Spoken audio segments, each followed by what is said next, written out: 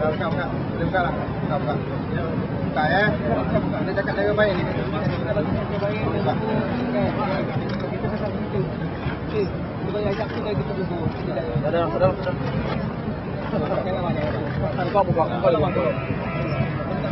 Kita minta tolong. Sudah. Abang tak minta tolong kan? Aku minta tolong abang bagilah. Sama kita bagi 15 minit buka. Kita jangan buka tau. Kita dah 2 hari dah sini. Dia berani lagi tak benar. Kita tak kasar yang berhenti kita sama. Jangan kasar bang. Kita tak kasar. Okey, kita siapa buka siapa? Okey, siapa buka? Saya dah bagi 15 minit. Saya punya bos suruh buka, saya tolong buka. 15 minit. Tahu dia kita buka, kita bincang. Mana yang tak kena kali. Mana yang kena awas sudah. Memang tak buka. Sekarang buka. Okey, sekarang buka. Okey, buka sekarang. Kita tak nak berkasar. Bila kita berkasar okey, buka sekarang. Kita bagi buka. Kita berkasar ni apa? Semua kemah kami nak dihancurkan ni. Kau nak hancur semua nak hancur. Kita dah bagi tempoh. Kita dah bagi tempoh. Ya. Tak payah patah kan.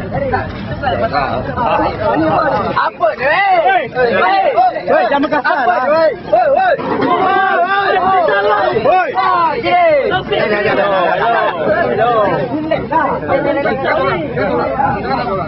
Sampai tolak sampai. Okey.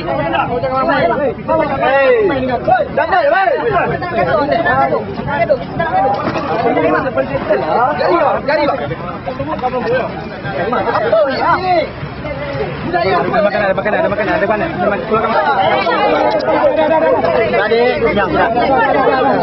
Jangan pegang.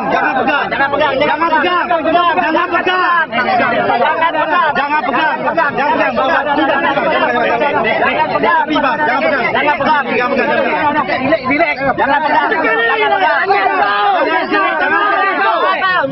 Jangan tangkap. Apa tu dia? Bawa.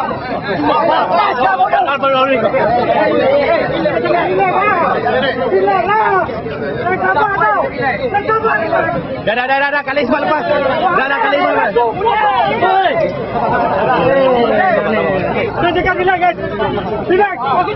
Sana belakang. Ni. Bang. Aku suruh bagi siap. Abang, ni. Ni tadi. Dah. Okey. Semua naik, semua pergi kat lori. Okey. Terima kasih.